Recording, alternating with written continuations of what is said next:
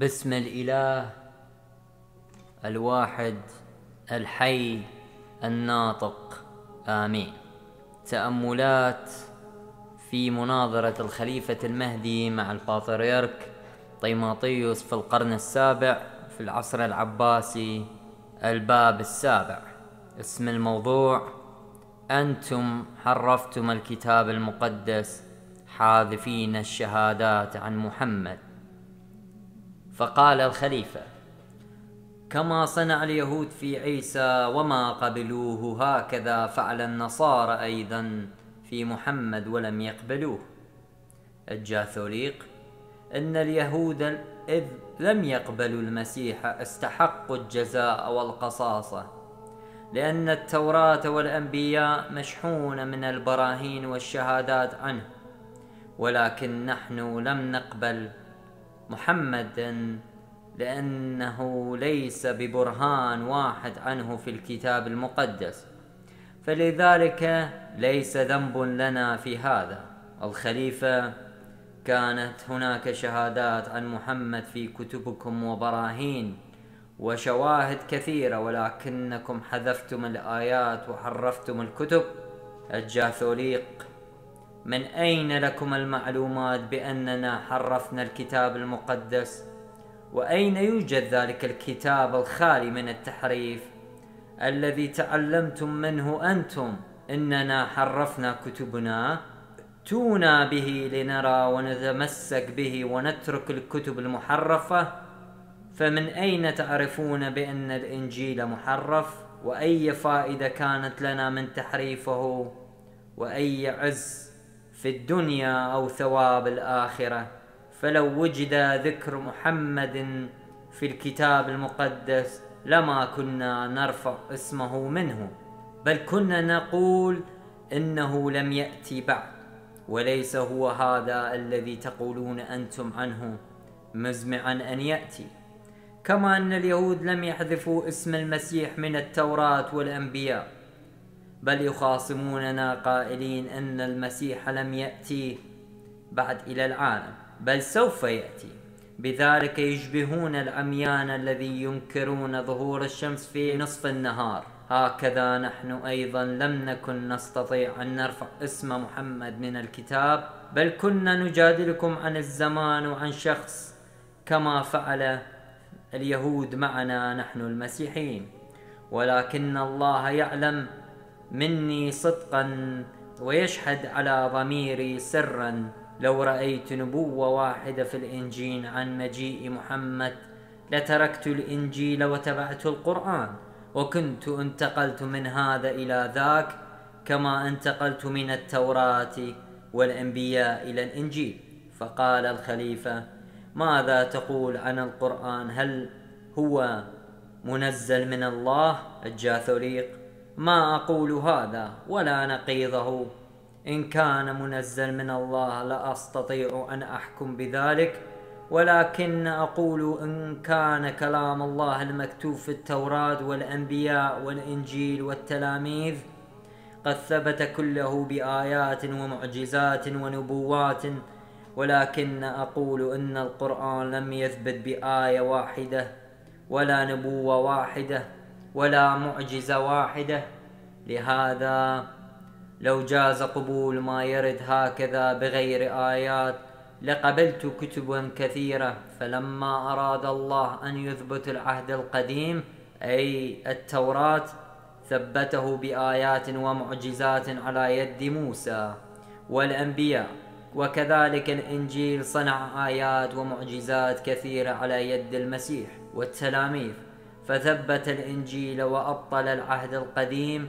هكذا يقتضي أن يصنع معجزات وآيات جديدة لأجل إثبات القرآن وأبطال الإنجيل، ذلك لأن الآيات والعجائب هي برهان قاطع عن إرادته تعالى، من ذلك تعلم دولتكم الحكم. الخليفة: عن من قال إيشعياء في الإصحاح 21: فرأى راكبا أزواج فرسا، راكب الحمير وراكب الجمل، فأصغى إصغاء شديدا. من هو الراكب حمارا ومن هو الراكب الجمل؟ الجاثوليق: الراكب الحمار هو درياوش ابن أحشيروش المادي، والراكب الجمل هو كورش الفارسي الذي هو من عيلام، وهو ضبط مملكة الماديين وأضافها على مملكة الفرس، ودرياوش المادي قد ضبط مملكة البابليين وأضافها على مملكة الماديين.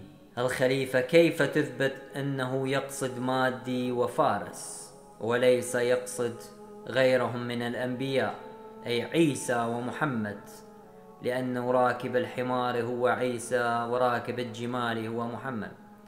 الجاثوليق: لأن النبي إشعياء قال في ذات الإصحاح 21: قد أعلنت لي رؤيا قاسية، الناهب نهبا والمخرب مخربا، أصعد يا علام وحاصر يا مادي، قد أبطلت كل أنينها.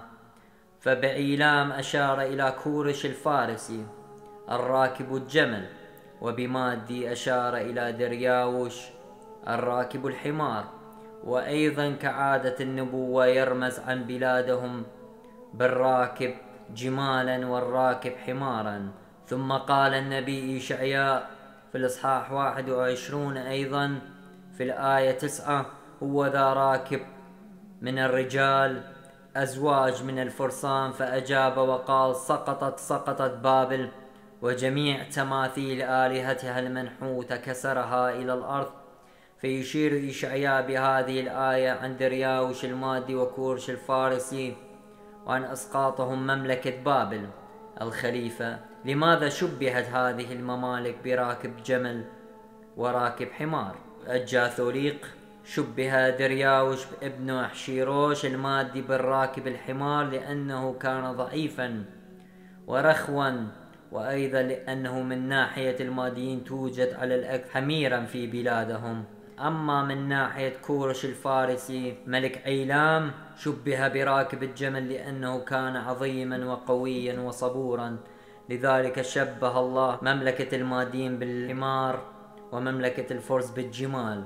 وأيضا في دانيال النبي يشبه مملكة الماديين بالدب الرخو، ومملكة فارس بالنمر السريع الحركة، حيث يقول في دانيال الإصحاح 7: إذ بحيوان آخر ثاني شبيه بالدب، فارتفع إلى جانب واحد، وفي فمه 3 أضلاع بين أسنانه، فقالوا له هكذا: قم وكل لحما كثيرا.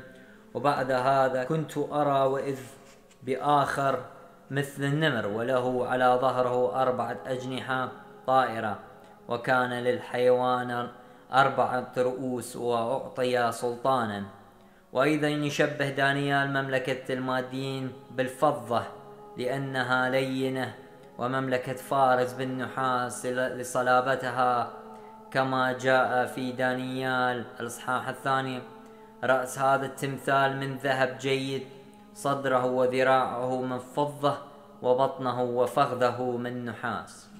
الخليفة: إن راكب الحمار هو عيسى وراكب الجمل هو محمد. الجاثوليق: إن ترتيب الأزمنة والأمر ينفي نسبة هذه النبوة إلى يسوع المسيح ومحمد.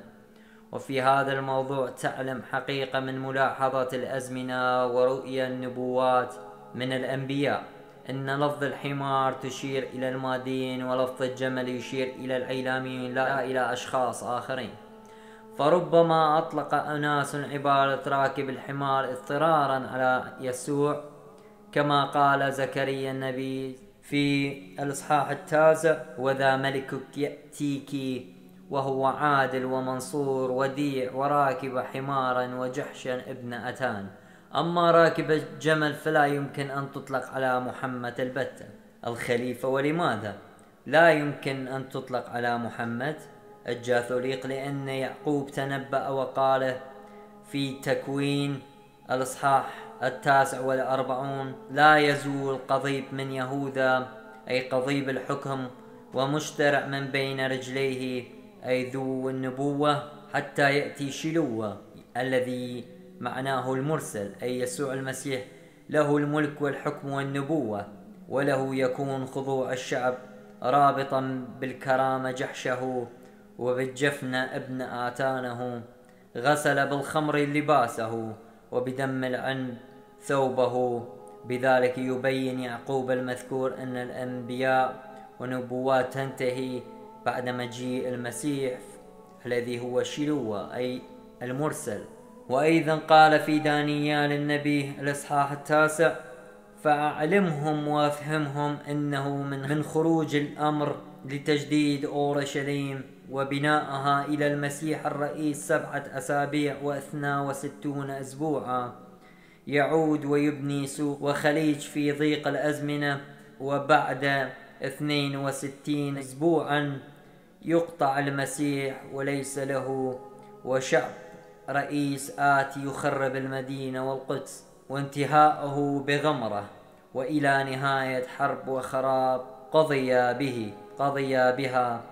بذلك بين النبي دانيال أن في المسيح تمت هذه النبوة عندما صلب ومات، وخربت وحوصرت أورشليم في السنة 70 من الملك الروماني تطس، وتم هدم الهيكل، وقتل العديد من اليهود في ذلك الحصار. وربنا يسوع المسيح قال عن نفسه أيضا في الإصحاح 11: لأن جميع الأنبياء والناموس إلى يوحنا تنبأوا، فإذا جميع النبوات انتهت إلى المسيح، وهذا يعني لا تكون نبوة ولا نبي، فالأنبياء جميعهم تنبأوا عن المسيح.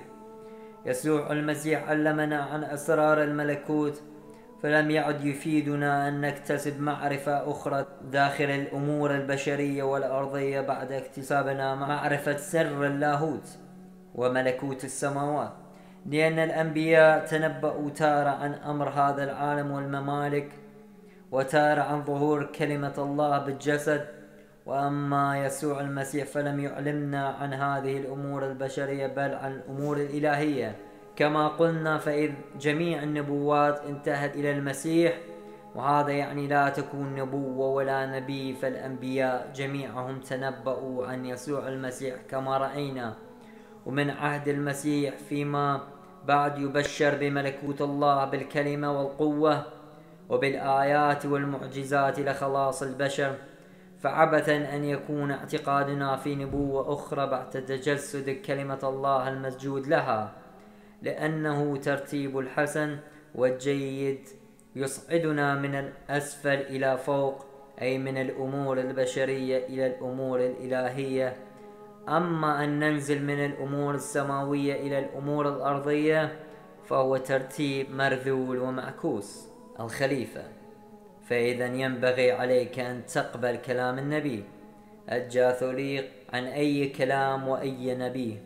الخليفة: الكلام الذي يقول عن الله أنه واحد وليس آخر دونه.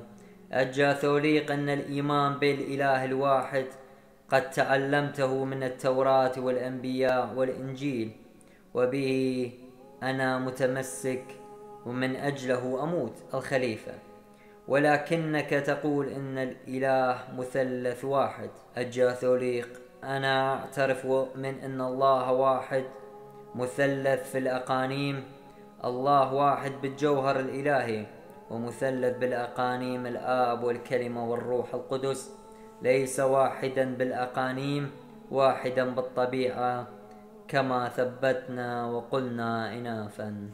والمجد للإله الواحد، آمين.